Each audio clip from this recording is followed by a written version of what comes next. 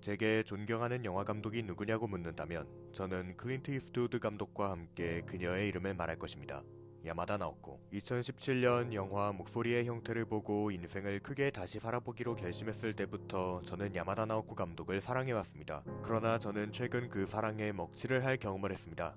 야마다 나오코 감독이 곧 공개될 자신의 단편 영화 기억의 정원을 주제로 가진 인터뷰를 읽고 야마다 나오코라는 감독이 표현하고자 하는 것은 제가 지금까지 이해했던 것과 전혀 다르다는 사실을 깨달은 것이었습니다. 저는 이전까지 야마다 나오코가 인간의 관계와 감정을 표현하는 감독이라고 생각했습니다.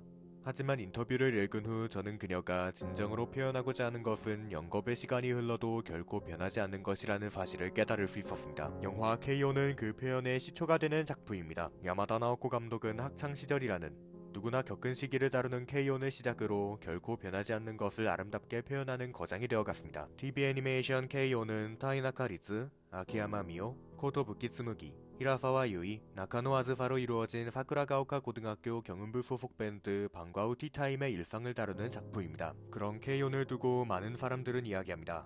일본 애니메이션의 시대정신을 창조한 작품. 저 역시 그렇게 생각합니다. 덧붙여 KO니 만들어낸 시대정신은 다양한 연령대와 성별의 시청자들이 모두 작품에 공감할 수 있었기 때문에 만들어질 수 있었다고도 생각합니다. 그렇다면 KO는 어째서 시청자들로 하여금 폭넓은 공감을 이끌어낼 수 있었던 것일까요? 여기서 우리는 깨달아야 합니다. KO는 시대정신을 창조한 작품이기 이전에 결코 변하지 않는 것을 설득력 있게 표현한 작품이란 사실을 말입니다. KO에서 변하지 않는 것이란 앞에서도 이야기하였던 학창시절입니다. 특수한 경우를 제외하면 전 세계의 남녀노소에게 학창시절이란 영원한 추억입니다. 야마다 나오코 감독은 KO를 통해 모두의 영혼을 되살려낸 것입니다. 영화 KO는 그런 학창시절의 최종장인 졸업을 다룹니다. 모두가 슬퍼했던 그 시간이죠. 하지만 유이와 친구들이 아즈사에게 남겨준 천사를 만나서의 가사처럼 졸업은 끝이 아닙니다. 앞으로도 함께니까요. 생각해보면 당연한 이야기일지도 모릅니다. 저 역시 고등학교를 졸업하고 2년 가까이 되어가고 있지만 그때의 친구들과는 지금까지 함께하고 있습니다. 함께한다는 것, 지금까지의 시간을 이어준다는 것, 그것이야말로 변하지 않는 것, 영원이 아닐까요? 영화 KO는 그러한 이어줌의 과정을 이야기합니다. 이야기는 경운부에 홀로 남겨질 아즈사에게 남겨줄 선물에 대한 고민으로부터 시작됩니다. 끝내 선물은 곡으로 정해지고 경운부원들은 어떤 가사를 통해 아즈사에게 자신들의 마음을 전달할지에 대하여 끊임없이 고민하기 시작합니다. 런던으로의 졸업여행이라는 거대한 규모의 이벤트가 등장함에도 불구하고 그게 중심을 잡는 것은 아즈사를 향한 경운부원들의 마음입니다. 그러한 고민의 시간 동안 경운부원들은 조금씩 새가 되어 날아가기 시작합니다. 리츠, 미오, 무기, 유이 4명의 경운부원들은 학교라는 둥지를 떠나 저 높은 하늘로 헐헐 날아가야 할 새들입니다. 이를 암시라도 하듯 4사람은 우연히 열려있던 탁 트인 하늘이 수놓아져 있는 옥상을 달립니다. 그렇다면 떠난 자와 남겨진 자 사이의 연결은 그렇게 끊어지고 마는 것일까요? 아닙니다.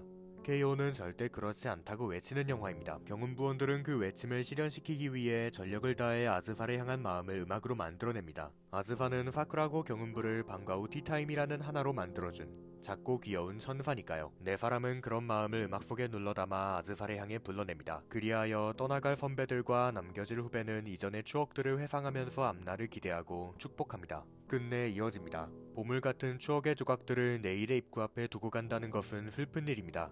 그럼에도 졸업은 끝이 아닙니다. 지난 3년 동안 수많은 추억을 쌓아 올려온 경운부는 함께였기에, 함께이기에, 함께일 것이기에 영원히 이어져 있을 수 있습니다. 영화의 마지막 시퀀스에서 유이와 친구들은 졸업에 슬퍼하는 미호를 위로하며 앞으로의 일들을 상상하며 조금씩 걸어갑니다. 야마다 나오코 감독은 그런 소녀들의 모습을 보여주지 않습니다. 관객에게 허락된 것은 오직 걸음의 주체가 되는 다리뿐이죠. 야마다 나오코 감독의 지론에 따르면 인간의 감정이 가장 잘 드러나는 소녀들의 다리에서 우리는 보금자리를 떠난다는 슬픔과 어른이 된다는 기대를 동시에 느낄 수 있습니다. 그런 소녀들의 모습은 4사람이 달려나가는 순간, 새로운 미래로 달려나가는 그 순간 드러납니다. 그 중에서도 가장 앞서 나간 유이는 아즈사에게 뛰어듭니다. 어찌 보면 미래를 향하여 달려나간 소녀들의 첫 번째 종착지는 아즈사인 것일지도 모릅니다. 졸업을 맞은 유이와 친구들에게 앞으로 벌어질 일들의 첫 번째는 아즈사를, 천사를 만나는 것일지도 모릅니다. 새로운 곳을 향하여 훨훨 날아가게 된 선배들, 남겨진 후배 아즈사. 그럼에도 선배들은 여전히 후배 아즈사의 곁에서 날갯짓하며 이어져 있고자 합니다.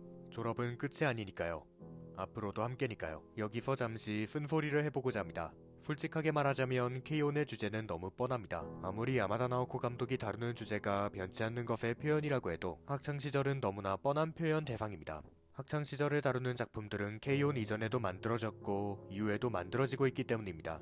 하지만 K-ON은 이전과 이후의 작품들이 가지지 못한 것을 가지고 있다는 점에서 결국 특별한 작품이 됩니다. K-ON은 모해 애니메이션 영화입니다. 때때로 모해는 진입장벽이 되죠. 그럼에도 K-ON은 일본 열도를 흔들었습니다. 저는 그 이유를 다른 모해 학창 애니메이션들이 가지지 못한 현장감과 공감을 K-ON은 갖고 있었기 때문이라고 생각합니다. 야마다 나오코 감독은 감정과 관계라는 수단으로 방과 후 티타임의 일상을 치밀하게 조각하여 그녀들의 학창 시절을 표현해내었습니다. 그것은 관객들이 보내왔던 학창 시절의 일상과 공명합니다. 그리하여 관객들은 나도 그런 적이 있었지 하며 모해라는 비일상 속에 진실된 일상에 빠져듭니다. 하지만 그런 일상은 끝이 납니다. 앞에서도 이야기했듯이 졸업을 맞은 유이와 친구들은 아즈사를 남겨둔 채 학교를 떠나게 됩니다. 하지만 야마다 나오코 감독은 졸업을 완전한 끝으로 장식하고자 하지 않습니다. 저는 그 이유를 멋대로 생각해보았습니다. 바람이라고 보아도 좋을 것입니다. 야마다 나오코 감독이 완전한 끝을 선언하지 않은 이유는 방과 후 티타임의 졸업이 완전히 끝으로 장식되는 순간 그녀들의 일상과 공명하였던 관객들의 일상, 삶마저 끝으로 장식되고 마는 슬픈 일이 일어나버리고 말기 때문은 아닐까요? 자세히는 알 수 없습니다.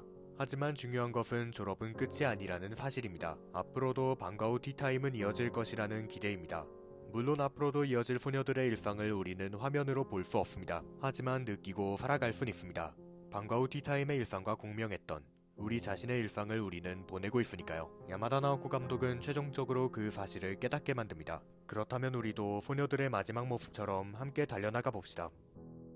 영화 K-ON을 야마다 나오코 감독의 최고작이라고 부를 수는 없을 것입니다. K-ON은 분명 훌륭한 영화임이 틀림없지만 결국 야마다 나오코 감독의 상사이자 스승인 이시하라 타스야 감독의 영향력이 어느 정도 묻어나오는 영화이기도 하기 때문입니다. 하지만 K-ON의 의의는 야마다 나오코 감독이 데뷔작에서부터 스승 이시하라 타스야의 연출 기술들을 전부 흡수하며 본래 자신이 가지고 있던 연출 기술들과 조화시켜내었음과 동시에 앞으로 줄곧 표현하게 될 이야기인 결코 변하지 않는 것에 대한 이야기까지 명확하게 해냈다는 것에 있습니다. 심지어 야마다 나오코 감독은 그러한 K-ON에서의 경험을 변주하여 차기작인 영화 타마코 러브 스토리를 걸작임과 동시에 자신의 최고작인 영화로 만들어내기까지 했습니다. 야마다 나오코는 끝없이 성장하는 감독입니다. 그녀는 작품을 거듭할수록 이전 작품에서 얻은 경험을 곧바로 차기작에 반영하여 자신의 작품관을 견고히 합니다. 그렇기에 저는 아직도 야마다 나오코라는 감독의 한계를 알아내지 못했습니다.